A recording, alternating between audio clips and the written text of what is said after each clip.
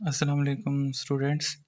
अच्छा स्टूडेंट्स, कुछ बच्चों का क्वेश्चन था कि अगर 3D अरे आ जाती है हमारे पास तो मैं उसको कैसे इवेलुएट कर सकता हूँ। तो फॉर एग्ज़ाम्पल मैं अज्यूम करता हूँ कि मेरे पास एक टर्म है इंटीजर ए, फॉर एग्ज़ाम्पल 2, 3, 4 एक टर्म है। तो अगर मुझे इसका 3 एड्रेस कोड लिखना है तो वो मैं कैसे लिख सकता हूँ। तो इसमें ना आप लोगों ने ज़हन में रखना है कि अगर हम इसको रो मेजर ऑर्डर में लिखना चाहते हैं, मतलब फॉर एग्ज़ाम्पल इसको एक ही रो में इन सब वैल्यू को लिखना चाहें तो वो कैसे लिख सकते हैं। तो इसके लिए ना आपने इससे जो पहले वीडियो है ना 2D अरे वो देख लेना कैसे होगा। तो अगर मैं इसको इवैल्यूएट करना चाहूँ तो आई नो मुझे ये आइडिया है कि ये मेरे पास i है, ये j है और ये k है।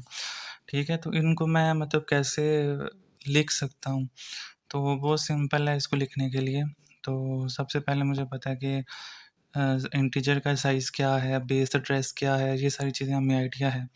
तो मैं यहाँ पे लिखता हूँ कि मेरे पास होता है एक बेस एड्रेस, ठीक, प्लस होगा किसी भी साइज़ ऑफ इंटीजर से।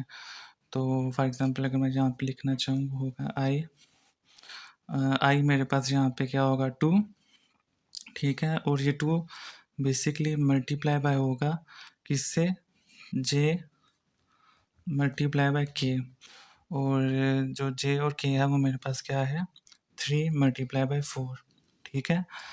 तो रो मेजर ऑर्डर में क्या करते हैं, जब हमारे पास 2D अरे होती थी तो हम मेंशन कर रहे थे 2 multiply by n, total number of column. तो यहाँ पे हमारे पास क्या होगा j और k, ठीक है? देन आपने क्या करना होगा, प्लस करना होगा, हमारे पास क्या होगा j multiply by k, and then last में हमारे पास प्लस k, एंड ये सब करने के बाद हमें क्या करना होगा, इसको विड्थ या जो इसका साइज़ होगा उससे मल्टीप्लाई बाय करना होगा, जो हम किसी में स्टोर करवा लेंगे, ठीक है?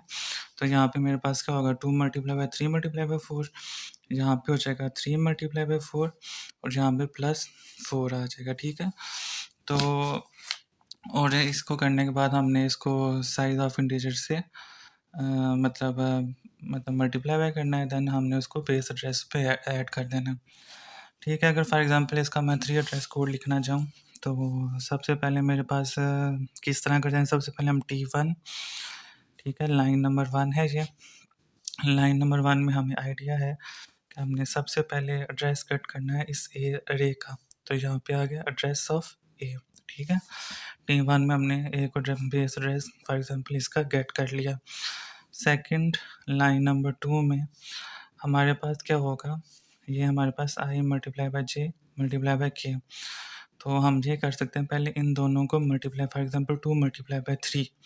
तो मैं यहाँ पे कह सकता हूँ कि T2 में मेरे पास हो जाएगा 2 मल्टीप्लाई बाय 3, ठीक है? जो भी आपके पास टर्म होगी आपने उसको इस हिसाब से लिख लेना है, ठीक है? फॉर एग्ज़ाम्पल अगर आपके पास i मल्टीप्लाई बाय j या k होगा तो आपने i मल्टीप्लाई बाय j लिख देना है, ठीक है? इसी तरह से लाइन नंबर 3 मेरे पास क्या होगी T3, T2 multiply by k, और k मेरे पास क्या है 4। तो जो भी हमारे पास होगा 2 मल्टीप्लाई बाय 3, या अगर आप इसको इस तरह से भी कर सकते हो, T1 मेरे पास क्या होगा एड्रेस ऑफ ए, T2 में पहले आप j मल्टीप्लाई बाय k कर लो, जिसको आप 3 मल्टीप्लाई बाय 4 कह रहे हो, ठीक है? और T3 में सेकंड आप T2 मल्टीप्लाई बाय i, और i मेरे पास क्या है 2, ठीक है? इस तरह से भी आप इसको कैलकुलेट कर सकते हो, ठीक है? मल्टीप्लिकेशन है तो उसमें इशू नहीं आएगा, जो आउटपुट होगी हमारे पास, ठीक है? इसी तरह से अगर मैं T4 को इवैल्यूएट करना चाहूँ, यहाँ पे लाइन नंबर 4 होगी और हमारे पास j मल्टीप्लाई बाय k है, तो मैं यहाँ पे इधर दोबारा से 3 मल्टीप्लाई बाय 4, ठीक है? और लास्ट पे ये मेरे पास ऑलरेडी k इधर है, तो हमें क्या करना होगा, इन दोनों को सम करना है, देन हमें इस k के साथ ऐड कर देना है, ठीक है? तो लाइन नंबर 5 होगी हमारे पास T5, हमारे पास आंसर है T4, हमारे पास एक T3 में स्टोर है T3 प्लस T4, ठीक है? और T6 में हमारे पास आ जाएगा T5 प्लस के की जो वैल्यू हमारे पास ऊपर, ठीक है, इसको हम के में ऐड कर देंगे और जो सारी टर्म हमारे पास जब ये इवेलुएट हो जाएगी तो आपने इसको साइज में मल्टीप्लाई बाय कर देना। तो फॉर एग्जांपल लाइन नंबर 6 है, इसी तरह से मेरे पास लाइन नंबर 7 आती है और मैं यहाँ पे एक T7 लिख देता हूँ, बताता हूँ कि उसके साइज ऑफ इंटीजर है, ठीक है। लाइन नंबर 8 में हमारे पास हो जाएगा T8, हमारे पास T6 है जो मल्टीप्लाई बाय हो जाएगा T7 से, जो इसका साइज ऑफ होगा, ठीक है। और लास्ट में हमारे पास इसको करना है इस बेस एड्रेस के साथ ऐड कर देना है। तो फॉर एग्जांपल लाइन नंबर 9 जो होगा वो हो जाएगा T9 और हमारे पास T8 है और इसको अपने बेस एड्रेस के साथ T1 के साथ प्लस कर देना T8 में, ठीक है। तो आगे कोई भी एक्सप्रेशन होगा या रेफरेंस होगा तो उसमें आपने ना इसको स्टोर करवा देना। तो फॉर एग्जांपल ये हमारे पास अगर इस तरह से कोई इक्वेशन आ जाती है, 3D अरे आ जाती है, तो आप उसको इवेलुएट कर सकते हो 3 एड्रेस कोड में, ठीक है। तो बस आपने कहीं न कहीं इस फ़ॉर्मूले को ज़हन में रखना होगा, जिसकी बिना पे आप ना इसको इवेलुएट कर सकते हो, ठीक है। तो ये मेरे पास 3D अरे था कि हमने अगर 3 एड्रेस कोड में इसको कैसे लिख सकते हैं।